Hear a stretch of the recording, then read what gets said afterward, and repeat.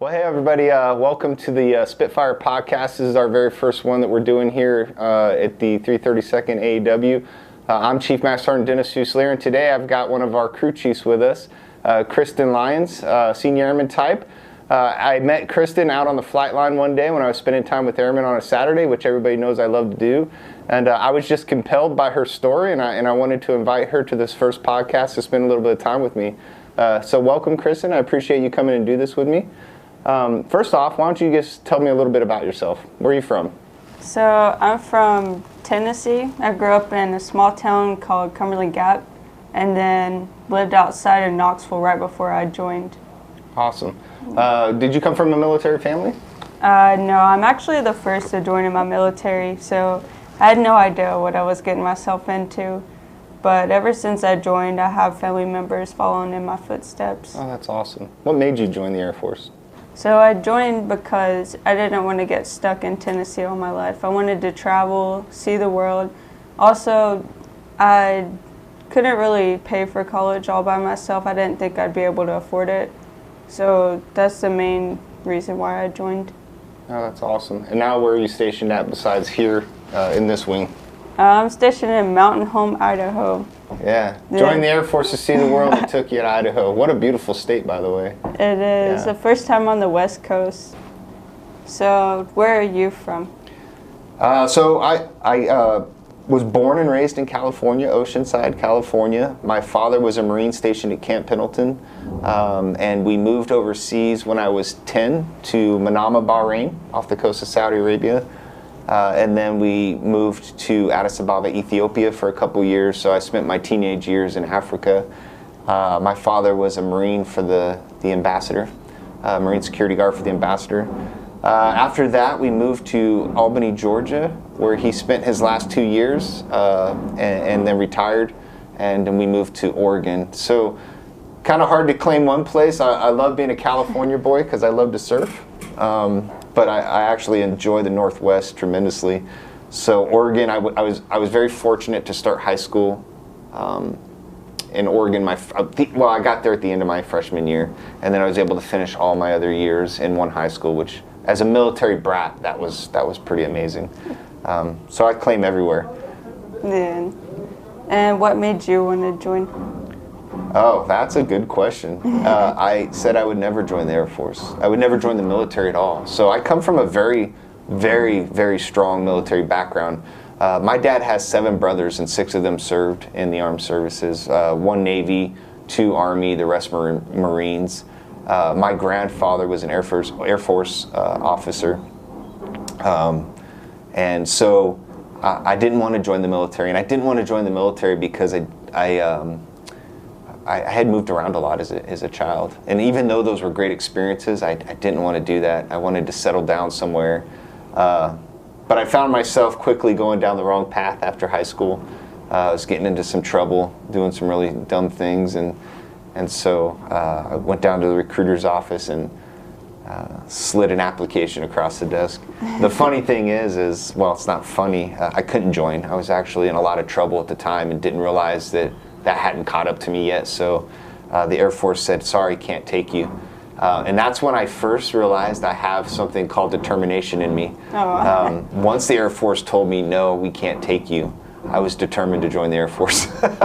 So it took me 1.5 years to get in. It took a lot of phone calls. It took a letter from my father. It took a meeting with the lieutenant colonel that ran that area for recruiting, drove down from Seattle to have a personal conversation with me. And the Air Force was kind enough to let me join with what they call a morals waiver.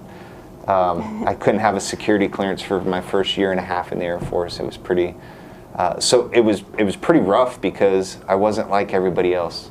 I was the kid that had to have somebody with him when he was doing maintenance on aircraft. I was the kid that couldn't go and get certain briefings. So again, it was great because it really brought out that determination in me. I was determined to do well. You can't tell me no. You're not going to tell me I can't be in this Air Force. And so, something I pride myself on is since I've joined the Air Force until now, every opportunity the Air Force has provided to me has been a blessing. I look at it as a blessing. and I'm not going to mess that blessing up. And so really, it was kind of a good thing they told me no. I think if they would have just accepted me right away, I'd have been the knucklehead I was at 19, and probably not done very well in my career. So, you know, we talk about discipline all the time, and I think that the Air Force has really, truly embedded self-discipline in me. You know, I've had some rough supervisors that really put the whip down on me when needed, and I also had the supervisors that picked me up when I needed it most. So. Yeah, those are the best supervisors. Yeah. It's definitely, they're scary at first. I was terrified of my supervisor, but that's the main person I look up to now. Yeah, you know, and even those supervisors, you know, I tend to stay away from toxic leadership and bad supervisors. I think that supervisors in general try to do their best, and I can tell you that I've been a supervisor of many, and I've not always made the right decision or said the right thing. But all those times where a supervisor did do something to me that I internalized, you know, that bothered me or that was not appreciated, I remember those too, because I think they're just as important as the good things that happen to you, right? Because when you go to ALS, you're going to start supervising airmen, and that'll be your first touch point with our young airmen. And that's a huge responsibility, isn't it? It is. I'm excited, but I'm terrified at the same time. I want to lead new airmen just as I was led. Yeah. It'll be a scary time, but it'll be an exciting time. Yes. And I think the key is just to know you're not going to be perfect, and to be transparent and apologize when you do say the wrong thing or make the mistake. Yeah. So Mark Walcott was very good at that, so I appreciate him. So what do you do for the Air Force? I'm a crew chief. So I do all the maintenance on the jets. I launch the jets out, recover, just overall make sure everything is good with the jet. Maintaining the aircraft is pretty important. Exactly what do you do every single day when you go to work besides launch, recover aircraft? So usually when I'm in between goes, I'm making sure my jet's clean. I always clean the tires, the windscreens, so they can see perfectly outside. If I have extra free time, I'm like cleaning up my forms, changing out streamers, just overall making sure my jet is clean. They always talk about having pride in your jet, which is cool to me to have my own jet with my name on it. So I want to make sure that it looks the best that it can. Yeah, you know, in my career, I grew up as a maintainer as well. As you know, I was a weapons airman. Multiple airframes, but every airframe I was on, I was always super impressed by the crew chiefs and how much pride they had in the aircraft that they maintained. And there's a little bit of competition out there between crew chiefs, isn't there? There is, for sure. So I'm starting to notice people like putting like little stickers on like the hubcaps, like trying to one-up each other. Yeah. Like changing nose art, all that. Yeah, but that pride in how well you maintain that aircraft translates into combat power, right? I mean, you know, every time I talk to the air crew, and you can see it, it's evidenced every time they go to the to step to their jet. There's a relationship between you and that air crew, isn't there? There is, especially with the like how my pilot was asking about like nose art and like the forms and all that. It does give both the crew chief and the air crew of that jet way more pride to go to that jet. Yeah. For me to launch it out and for them to get to fly it, there's way more pride in that. Yeah, that's pretty awesome. I heard something about top flyers. What's that all about? So that's when the jet has the least amount of gabs. And what's a gab? So a gab is when something goes wrong. You know, we're doing the best that we can for our maintenance, but sometimes there's always stuff that's going to go wrong. So there might be like a leak or like something with the electrical part of the jet might like go bad all of a sudden. So that causes them to not be able to use that jet, which is normal stuff. So they have to go to another one. So for them to get top flyer, you have to have the least amount of gabs, and your jet has to be flown the most. Yeah, that's awesome. Competition drives greatness, really, honestly. So all the crew chiefs out there maintaining their aircraft and trying to fight for that top flyer. I saw a sign out there. Is that what you guys got now? A sign saying it's the top flyer that sits in front of the aircraft? It is. Which is pretty cool. Got people competing for it now. Yeah, that's pretty awesome. Hey, being a maintainer in the Air Force, that's a lot of hard work.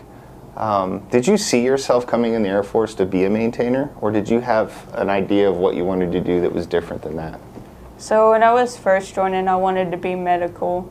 So that's what I studied throughout high school before I joined. I wanted to go into physical therapy. So I was going to join to kind of go down that same path.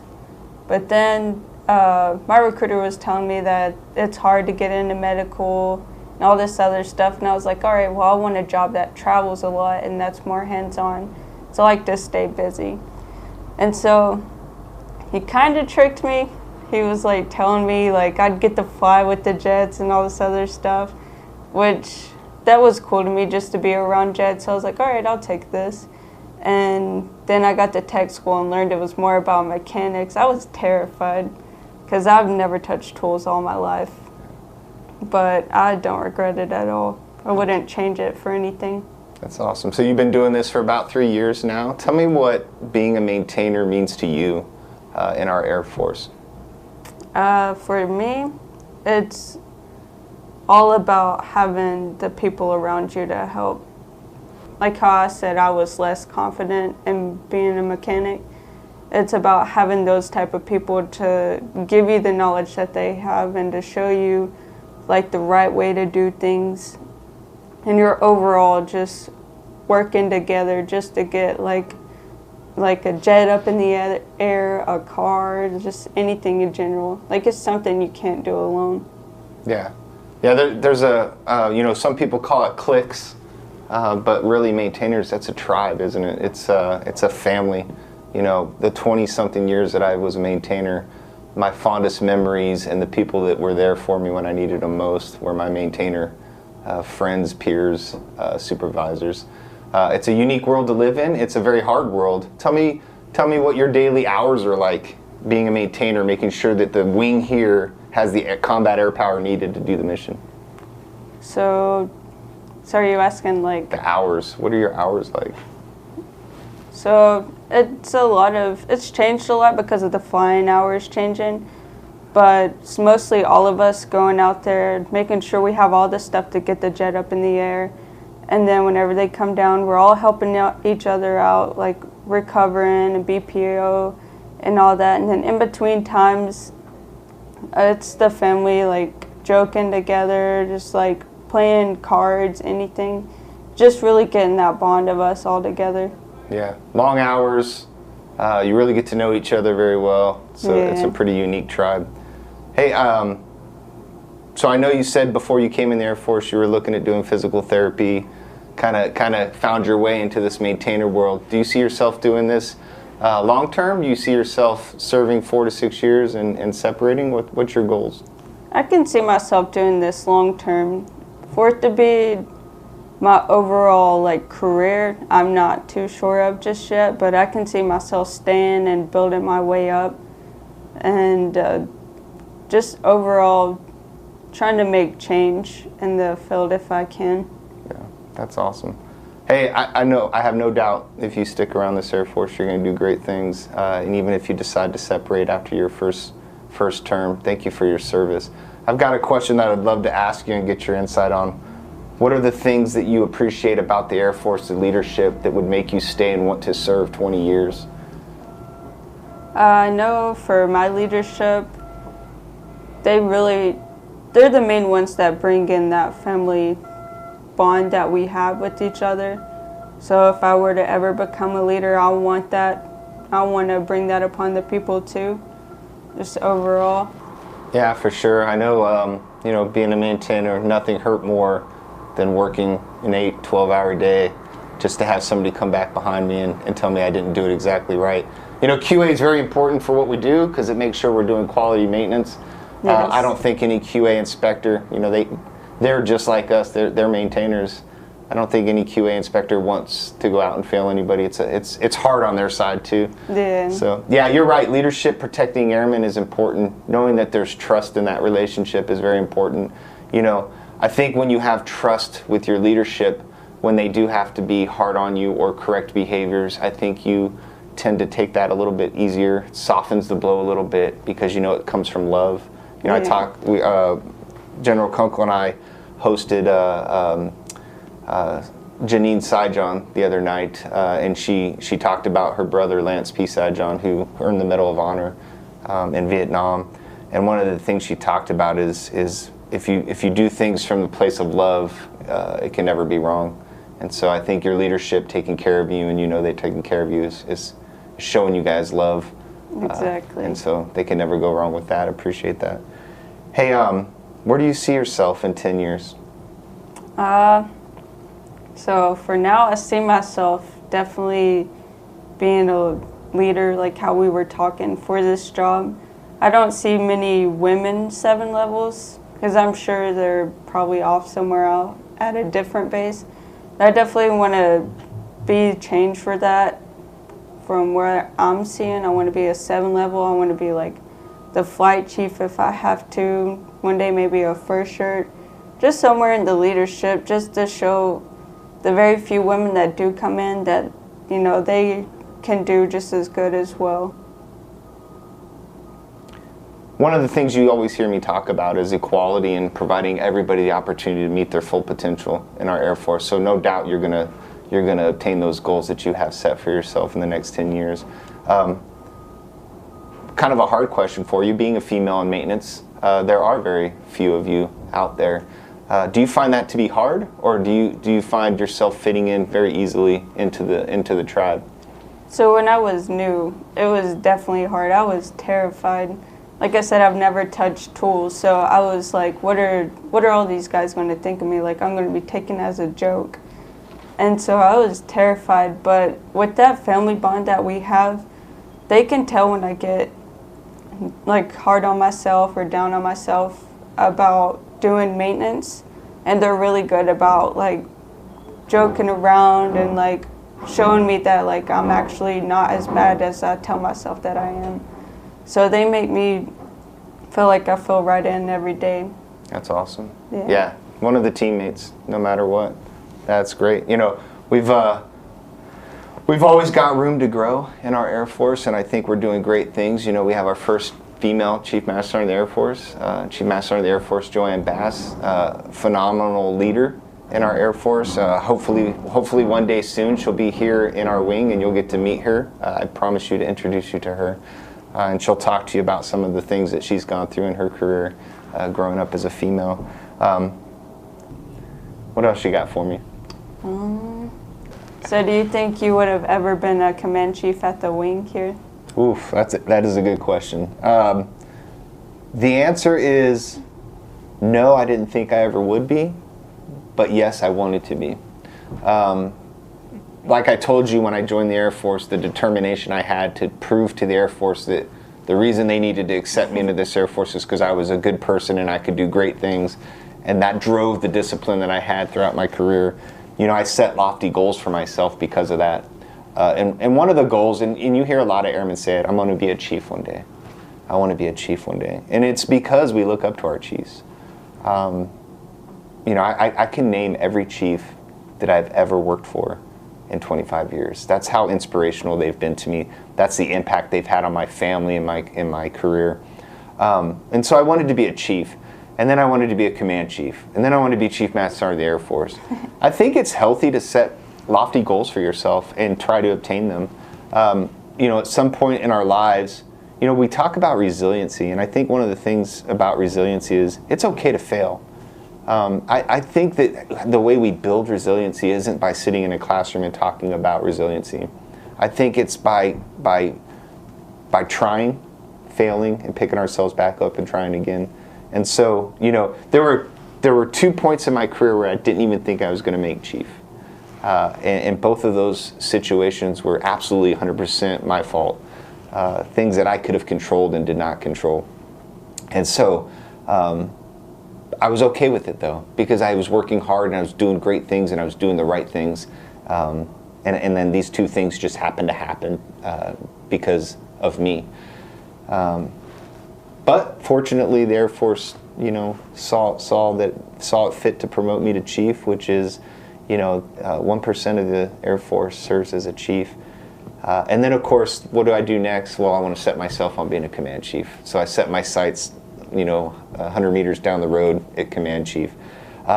Being a command chief is very selective, and I honestly don't know if I'd be a command chief right now if it wasn't for General Kunkel. General Kunkel and I had a relationship. He was my wing commander at Mountain Home, where you're stationed at. He was gunfighter 1 there, and I worked for him as his wing weapons manager. So in your 3 years in the Air Force, what's your most favorable memory that you have so far? So far, I was ESTA on my way here, so we stopped by Lakenheath, and the best day was catching all the jets. And there was only 10 of us. We were getting all this stuff done, like, as fast and best as we could, because it was pouring the rain.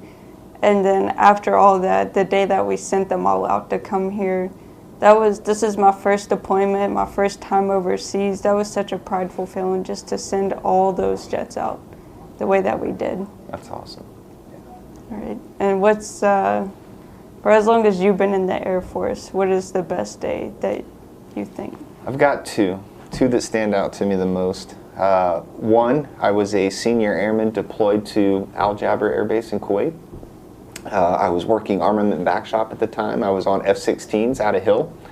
And our 7 level had gotten sick and had been on quarters for 48 hours. And in the A-10 unit, their 2 individuals were actually out on an MRT at another location, a maintenance team that had to respond somewhere else.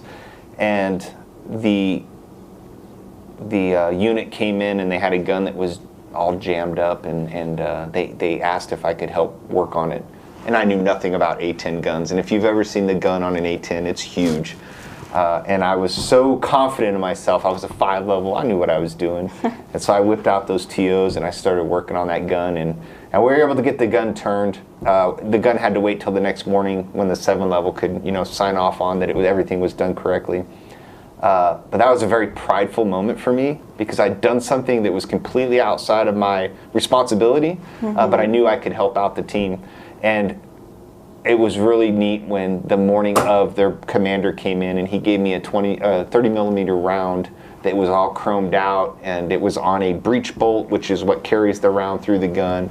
And he presented me this little plaque and said, "Hey, thanks for turning this gun for us." I was not part of their unit. I did not know them. And that was a very prideful moment for me. And it's one that just sticks out in my mind of, when we tell airmen to accelerate or change, or we tell them to proceed till apprehended, that's what I think of. Just, hey, I know I can do this. Somebody will double check my work as a 7 level, but I know I can do this and help the team. The other thing that stands out to me, and I'll try not to get emotional, is, the day my son graduated basic training. My son is a staff sergeant at Kadena Air Base. I was a single father most of his life. I raised him on my own from the time he was 18 months old till he joined the Air Force. And to watch my son graduate basic training was pretty emotional for me. And it was 2 weeks before I deployed, so I was able to go down for his graduation. Of course, I brought all my dad and his brothers, because they're all military retirees. And I've never seen a group of men cry so much, but we all cried quite a bit. But it was really inspirational to see, my son join the Air Force, all the times I was gone, all the times I worked 12-hour days, all those times I missed a birthday, I missed a school play, I missed his musical. He still thought so highly of the Air Force because he knows what kind of life it provided. I got my education because of the Air Force. We've seen the world because of the Air Force. And now my son is seeing the world. He's at Kadena right now, and he's on his way to Spaulding, Germany. And so he's living his best life. So it's pretty prideful for me. Yeah, that sounds really amazing. Yeah. Well, that'll be you soon, right? Maybe one day, yeah. You said you landed in Lakenheath and loved it, so who knows what's next? Mountain Home to Lakenheath? Hopefully. Maybe somewhere overseas. I'd love that. Yeah, that'd be awesome. Yeah. Well, hey, Kristin, thank you so much for spending time with me. This is our first Spitfire podcast, and you were the first person when they approached me and asked me if I would do these. One, I love to talk, obviously, so I was super excited about that. But two, I knew right off the bat who the first person I was going to interview, and that was you. And the reason is because, like I said, that first day I saw you on the flight line sitting over there working diligently on your forms. And I brought you an Oreo cookie, and then you showing me around the flight line to talk to all those maintainers out there, to let me see what you guys do out there every single day. Meant a lot to me, but what meant more to me is the story you told me about how you joined this Air Force, what your plans were prior to joining, and now what your goals and your outlook on life is now that you've joined and you see a bigger, broader picture, and your opportunities are so much greater. And that just really stuck with me. So thank you for spending today with me. Thank you. I really appreciate this. All right.